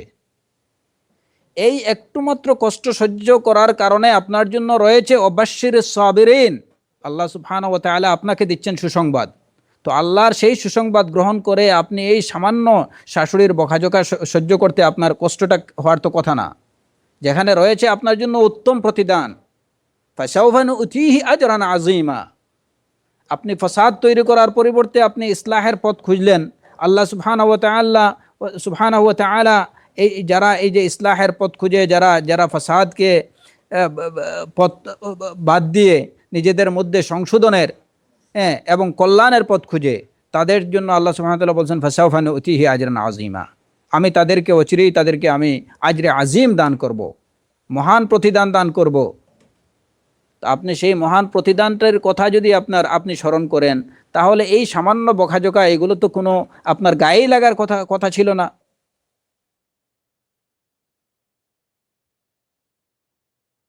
তো এই বিষয়গুলা যদি স্মরণ রাখা যায়, তাহলে মুসলমান সমাজের বেশিরভাগ পারিবারিক যে সমস্যাগুলো, সেই পারিবারিক সমস্যাগুলো দেখা যায় যে এমনিতেই সমাধান হয়ে যায়। একজন স্ত্রী যদি আল্লাহ সুবহানাহু ওয়া তাআলার এই নির্দেশগুলোকে চোখের সামনে রাখেন, তিনি যদি রাসূলুল্লাহ সাল্লাল্লাহু আলাইহি ওয়াসাল্লামের এই একটা মাত্র হাদিস লা ইয়াদখুলুল জান্নাতা নাম্মামুন স্মরণ রাখেন, এমনিভাবে একজন শাশুড়ি, তিনি যদি এই কথাগুলো, আল্লাহ সুবহানাহু ওয়া তাআলার এই কথাগুলো এবং রাসূলুল্লাহ সাল্লাল্লাহু আলাইহি ওয়াসাল্লামের এই হাদিসটা তার চোখের সামনে রাখেন, তাহলে এই সমস্যা সমাধান হয়ে যায়। কারণ দেখা যায় যে এইভাবেই একদিন, 2 দিন, 3 দিন হয়তো স্ত্রী তার মার সম্পর্কে অভিযোগ করেই যাচ্ছে, তো বেচারা কতদিন এটা সহ্য করবে? আর শয়তান তো তার পিছনে কাজ করতেছেই। তো এক সময় দেখা গেল যে হ্যাঁ ঠিক আছে, দরকার নেই, চলো আমরা 2 জন আমাদের আলাদা একটা বাসা ভাড়া নিয়ে ওইখানে আমরা চলে যাই। হ্যাঁ, এখন বাবা মা তারা কীভাবে চলবে না চলবে এটা দেখার আমার ব্যাপার না। সুবহানাল্লাহ, সে তার হক ভুলে গেল। আর এই কাজের জন্য মূলত দায়ী কে? আপনি তার স্ত্রী, আপনি দায়ী। ঠিক এমনিভাবে শাশুড়িদেরকেও এইটুকু জেনে রাখা দরকার যে হয়তো অনেক ছেলে এরূপ হয়ে থাকে যে মায়ের কথা, মা প্রত্যেক দিন তার স্ত্রীর বিরুদ্ধে অভিযোগ করেই যাচ্ছে। হ্যাঁ, তো বেচারা অতিষ্ঠ হয়ে একসময় মনে করলো যে না, তাহলে দরকার নেই, আমার জন্য একটা বাদ দিলে তো আর মেয়ের অভাব নেই। এবং অনেক শাশুড়ির মুখে বা অনেক মা তার ছেলেকে এরকম ডিরেক্টলি বলেন যে কী রে বাবা, কী হয়েছে, হ্যাঁ, তুই এই মহিলার মধ্যে কি পাইলি, তোর জন্য কি আর মেয়ের অভাব আছে নাকি? একটা ছাড়লে তোরে বিয়ে 10টা করামো, অসুবিধা কি? উনি বিয়ে 10টা করাবেন, বাস সে এই মেয়েটাকে ছেড়ে দিল। তো এতে দেখা যায় যে এই যে পারিবারিক বিশৃঙ্খলা, এই বিশৃঙ্খলা একজন মা, একজন শাশুড়ি যেভাবে তৈরি করতে পারে, একজন স্ত্রীও সেই বিশৃঙ্খলাটার জন্য দায়ী হতে পারে। কিন্তু যদি আল্লাহ সুবহানাহু ওয়া তাআলার আদেশ নিষেধগুলোকে যদি চোখের সামনে রাখা যায় এবং এই সিম্পল বিষয়গুলো যদি নিজের মেমোরিতে, মনের মধ্যে রাখা যায় যে এই কাজটুকু করতে আমাকে আল্লাহ সুবহানাহু ওয়া তাআলা নিষেধ করছেন, এই কাজটুকুর পরিণতি হচ্ছে জাহান্নাম, তাহলে একজন মুসলিম কিংবা একজন মুসলিমা কখনো এই কাজ করতে পারে না। আল্লাহ সুবহানাহু ওয়া তাআলা এরূপ অবস্থা থেকে আমাদেরকে প্রত্যেক মুসলমান, মুসলিম এবং মুসলিমাকে হেফাজত করুন।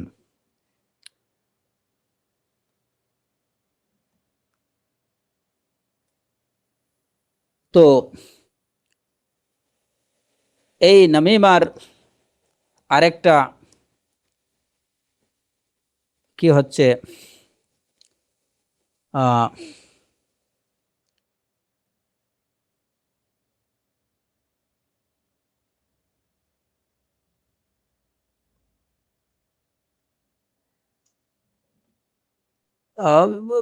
এই নামিমার আরো বিভিন্ন যে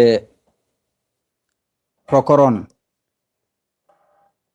আরো অনেক প্রকরণ রয়েছে।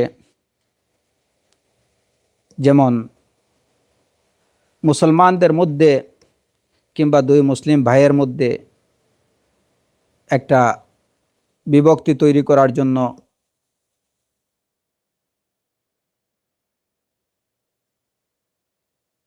দেখা যায় যে অনেক সময়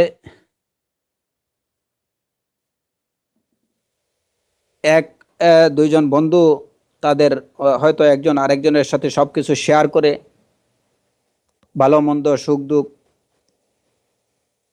কিন্তু একজন এই সুযোগটাকে সে অতিরিক্ত সুযোগ নেওয়ার জন্য বা কারো আনুকূল্য পাওয়ার জন্য সে এই বিশ্বস্ততা ভঙ্গ করে তার বন্ধুর বলা কথাগুলো ওই লোকের কাছে গিয়ে তুলে ধরল। অনেক সময় দেখা যায় যে একই একই অফিসে চাকরি করে, দুইজনই পরস্পর কলিগ, বাইরে দুইজনেরই খুব ভালো সম্পর্ক, একটা বন্ধুত্বপূর্ণ সম্পর্ক। যাই হোক, এই দুইজন হয়তো তারা বসের সম্পর্কে, একজন হয়তো বসের সম্পর্কে তার কোনো অভিযোগ তার হয়তো অপর বন্ধুর সাথে শেয়ার করছে। এখন ওই বন্ধু তার বসের আনুকূল্য পাওয়ার জন্য এই কথাগুলো, যে স্যার ওই ফুলান তো আপনার সম্পর্কে এইরূপ কি করে, তো এই কাজের দ্বারা এখানে দুইটা কি হলো, এখানে এই কথার দ্বারা সে দুইটা মন্দ কাজ করলো। একটা হচ্ছে সে নামিমা, এই যে চুগলখড়ি করা, সেই চুগলখড়ি করা হলো তার দ্বারা। দ্বিতীয় কথা হলো যে এই যে বিশ্বস্ততা ভঙ্গ করা, যখন তার এই বন্ধুটা ওই কথাটা তার সাথে শেয়ার করছে, তখন কিন্তু তাকে বিশ্বস্ত এবং আমানতদার মনে করেই সে এইটুকু করছে, যে আমার এই বিশ্বস্ত বন্ধু, তার সাথে হয়তো আমি আমার মনের কথাগুলো বলে একটু হালকা ফিল করব, সে হয়তো শেয়ার করছে এই নিয়তে। যদিও সে তার এই নিজেকে হালকা করার জন্য এই কথাগুলো, বসের বিরুদ্ধে এই কথাগুলো বলার দ্বারা সে গীবা করছে, কিন্তু এই বন্ধু এই কথাগুলো বসের কাছে পৌঁছানোর দ্বারা সে একই সাথে গীবা, নামিমা করলো এবং একই সাথে সে আমানতের খেয়ানত করলো। তার দ্বারা দুইটা কাজ হলো। সুতরাং এই ধরনের বিষয় থেকেও খুবই সাবধান। যখন আপনার সাথে কেউ একটা আপনাকে বিশ্বস্ত মনে করে তার সুখ দুঃখ, অন্যের ব্যাপারে তার কিছু সুখ দুঃখ আপনার কাছে শেয়ার করবে, যেমন হয়তো অনেকে দেখা যায় যে, এবং এটা বাঙালি সমাজে এই প্র্যাকটিসটা খুবই অ্যাভেইলেবল, যে বন্ধুর কাছে এসে বউয়ের সুখ দুঃখ যা আছে বন্ধুর সাথে শেয়ার করা, বউয়ের সুখ দুঃখগুলা বন্ধুর সাথে শেয়ার করলো। হ্যাঁ, এখন বন্ধু এই সবগুলা বিষয়, এই যে ভিতরের বিষয়গুলা জেনে তারপরে একদিন তার বাসায় গিয়ে খেয়ে দিয়ে বন্ধুর অনুপস্থিতিতে বলে আসলো যে ভাবি আর বলেন না, ভাইজান তো আপনার উপরে আসলে আপনাকে একটুও ভালো পায় না, এই যা করতেছে আপনার সাথে এগুলা সব আসলে মানে একটা কৃত্রিম আর্টিফিশিয়াল ভালোবাসা আপনাকে দেখাচ্ছে, আসলে উনি মন তো এদিকে না অন্যদিকে, বাস এই তো মাশাআল্লাহ 12টা বাজায় আসলেন আর কি উনি। এটি হচ্ছে নামিমা। বন্ধু তোমাকে বিশ্বস্ত মনে করে তোমার সাথে একটু শেয়ার করলো, তার বাসায় খেয়ে দিয়ে একদম জায়গা মতো নিমখারামি করে চলে আসলে, সুবহানাল্লাহ। অথচ এই প্র্যাকটিসগুলো মুসলমানদের মধ্যে একদম ব্যাপকভাবে বিদ্যমান। অবশ্যই এগুলো বর্জনীয়। আপনাকে বুঝতে হবে যে আমি আমার এই কথা দ্বারা, এগুলাই এই সবগুলোই হচ্ছে আফাতুল লিসান, মুখের সমস্যা। আপনাকে বুঝতে হবে যে এই কথা দ্বারা আমি কি করছি। অ্যাট এ টাইম আমি আমার আরেক মুসলিম ভাইয়ের নামিমা করছি, তার তার তার চুগলখুরি করা হচ্ছে, এই কাজটা হচ্ছে চুগলখুরি। একই টাইম সময়ে আমি আমার বন্ধুর তার আমানত খেয়ানত করছি, এবং এর দ্বারা আমি স্বামী স্ত্রীর মধ্যে, একটা পরিবারের মধ্যে বিপর্যয় সৃষ্টি করতে প্রয়াসী হচ্ছি। সুবহানাল্লাহ, সুবহানাল্লাহ। এই উপলব্ধিটুকু যদি থাকে, তাহলে কি করে একজন মুসলিম কিংবা একজন মুসলিমা এই কাজটুকু করতে পারে? তার দ্বারা কখনো এই কাজ সম্ভব হওয়ার কথা না।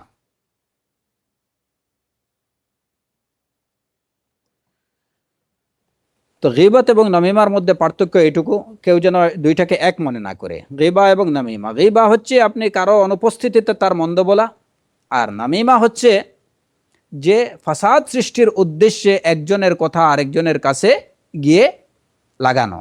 সেটা তার জ্ঞাতার্থে হতে পারে কিংবা তার অজ্ঞাতেও হতে পারে। যার কথা লাগানো হচ্ছে এই বিষয়টা সে জানতেও পারে যে হ্যাঁ অমুক আমার কথা গিয়ে ওই জায়গাতে বলতেছে, কিংবা সে নাও জানতে পারে। কিন্তু যদি এই কাজটুকু করা হয় ফাসাদ সৃষ্টির উদ্দেশ্যে, যে এই দুইজনের মধ্যে একটা দূরত্ব তৈরি করা, দুইজনের মধ্যে একটা বিভেদ বিচ্ছেদ, তারপরে বিদ্বেষ তৈরি করা, তাহলেই সেটা হবে নামিমা। এই নামিমা অত্যন্ত ভয়ঙ্কর জিনিস, যে কারণে অনেক সময় আপনারা কিতাবুত তাওহীদ যখন পড়বেন, তখন ওইখানে দেখবেন যে শেখ মোহাম্মদ বিন আব্দুল ওয়াহাব রাহিমাহুল্লাহ এই যে জাদুর বিভিন্ন রকম বা জাদুর বিভিন্ন প্রকারের আলোচনার মধ্যে উনি নামিমাকে নিয়ে আসছেন। তো স্বাভাবিকভাবে প্রশ্ন হতে পারে যে জাদুর সাথে নামিমার এই অধ্যায়ে এটা উনি জাদুর বিষয়ে আলোচনাতে তিনি নামিমাকে নিয়ে আসলেন কেন? জাদুর যে বিভিন্ন প্রকার বর্ণনা করতে যেয়ে উনি ওইখানে নামিমার চুগলখুরির আলোচনা করছেন। তো এটা কেন? জাদু এবং নামিমা দুইটা তো এক জিনিস না, তাহলে এর আলোচনা ওইখানে আসলো কেন? এর কারণ সম্পর্কে শেখ আব্দুর রহমান হাসান, এই যে কিতাবুত তাওহীদের একজন ব্যাখ্যাকারী, তিনি বলছেন যে একজন সাহের এক বছরে যা করতে পারে না, একজন চুগলখোর 1 ঘন্টায় 1 মুহূর্তে সে কাজটুকু করতে পারে। সাহের এবং নাম্মাম দুইজনেই কিন্তু উদ্দেশ্য এক।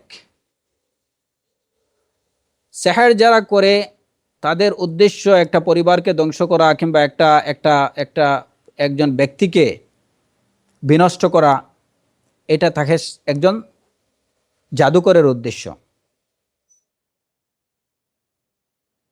জাদুর মাধ্যমে একটা ফ্যামিলিকে বিনষ্ট করতে চায়, স্বামী স্ত্রীকে মানে তাদের মধ্যে বিদ্বেষ তৈরি করে দিতে চায়, হ্যাঁ, কিংবা একজন ব্যক্তিকে তাকে শারীরিকভাবে কিংবা মানসিকভাবে একদম বিপর্যস্ত বিনষ্ট করে ফেলতে চায়। এটা হচ্ছে সাহিরের উদ্দেশ্য, এবং এই উদ্দেশ্যেই সে সেহের করে থাকে। সেহেরের আসার বা প্রভাব হতে বেশ সময় লাগে, কিছুটা হলেও সময় লাগে। এটা হতে পারে যে তার সেহেরের প্রভাবটা 3 দিন থেকে শুরু হচ্ছে, সেটা হয়তো 1 মাস পরে হচ্ছে, বা 1 বছর পরে আস্তে ধীরে, মানে খুব ক্রমে ক্রমে হয়। কিন্তু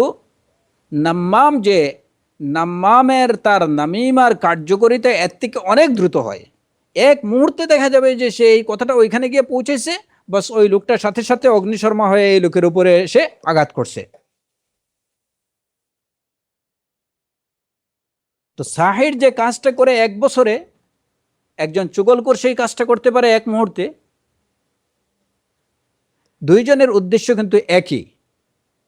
সে কারণে শেখ মোহাম্মদ বিন আব্দুল ওয়াহাব রাহিমাহুল্লাহ সেহরের প্রকরণের মধ্যে নামিমাকে উল্লেখ করছেন।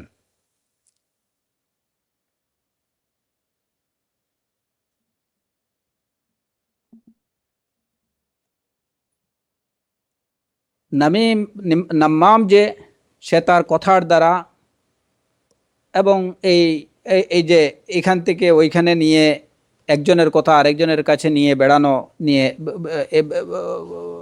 গিয়ে বলা, এই কাজের দ্বারা সে দুজনের মধ্যে ফাসাদ সৃষ্টি করতে চায়। আর সাহিরও কিন্তু সে তার সেহেরের মাধ্যমে দুইজনের মধ্যে সেহের, এই যে শয়তানের কি নিয়ে আশ্রয় নিয়ে, শয়তানের সাহায্য নিয়ে বিভিন্ন ধরনের মন্ত্র, কুফরি শিরকি কথাবার্তা দিয়ে, শয়তানের সাহায্য নিয়ে সে দুইজনের মধ্যে ফাসাদ সৃষ্টি করতে চায়। তো আমলের দিক থেকেও আসলে দুজনেই প্রায় একই রকম।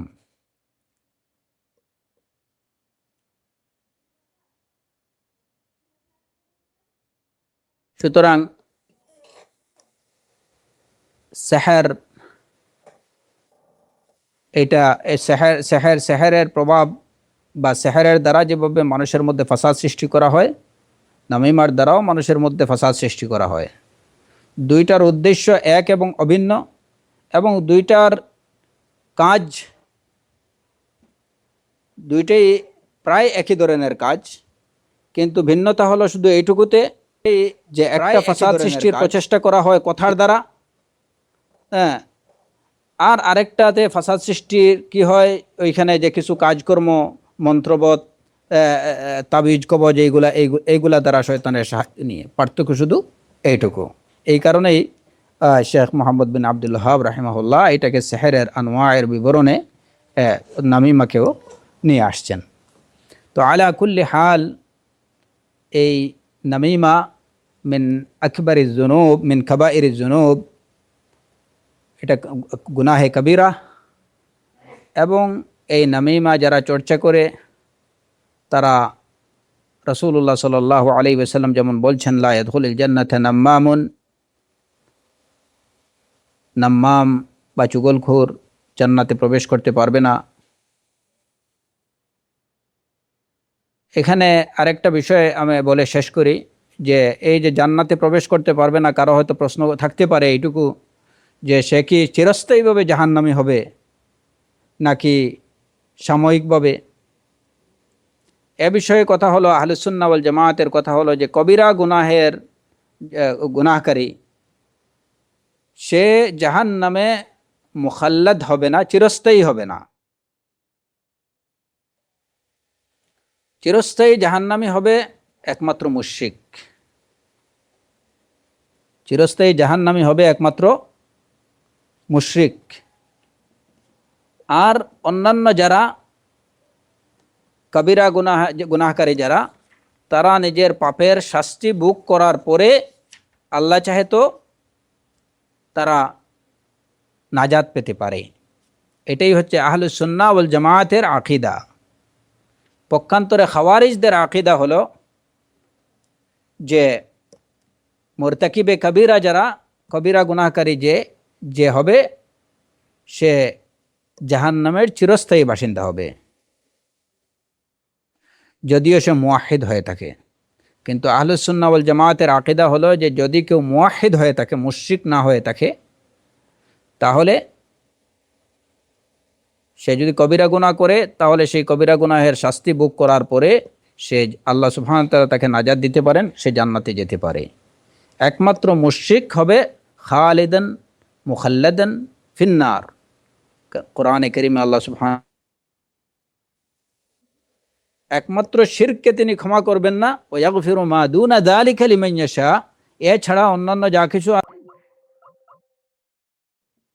তো মূল কথা হলো যে একমাত্র মুশরিক যারা, আহলুস সুন্নাহ ওয়াল জামাতের আকীদা হচ্ছে যে মুশরিক যে সেই হবে একমাত্র সেই হবে জাহান্নামের চিরস্থায়ী বাসিন্দা। এছাড়া মুওয়াহিদ যারা, আল্লাহর একত্বে বিশ্বাসী, তাওহীদে বিশ্বাসী যারা, তারা জাহান্নামের চিরস্থায়ী বাসিন্দা হবে না, কিন্তু কবিরা গুনাহের জন্য অবশ্যই তাদেরকে তাদের শাস্তি ভোগ করতে হবে। কবিরা গুনাহের জন্য তারা তাদের শাস্তি ভোগ করবে,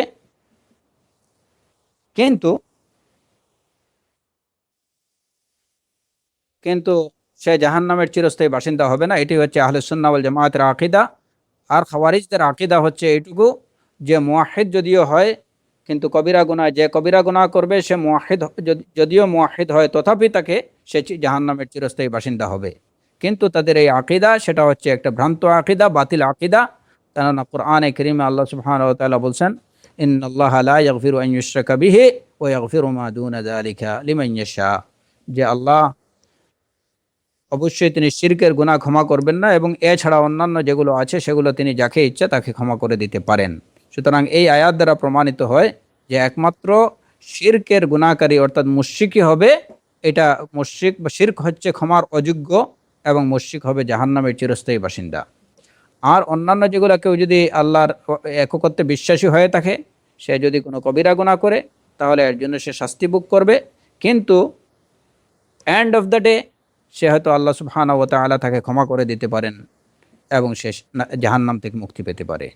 তো আল্লাহ সুবহানাহু ওয়া তাআলা আমাদেরকে আমাদের মুখে যত ধরনের ফিতনা বা যত ধরনের সমস্যা আছে সেই সব সমস্যাগুলো থেকে বেঁচে থাকার তৌফিক দান করুন। আমাদের নিজেদের মুখকে সংযত রাখার তৌফিক দিন, এবং আমাদের মুখকে আল্লাহ সুবহানাহু ওয়া তাআলার জিকিরের মধ্যে সর্বক্ষণ ভালো কথার মধ্যে ব্যস্ত রাখার এবং ভালো কথার মধ্যে ব্যবহার করার তৌফিক দিন।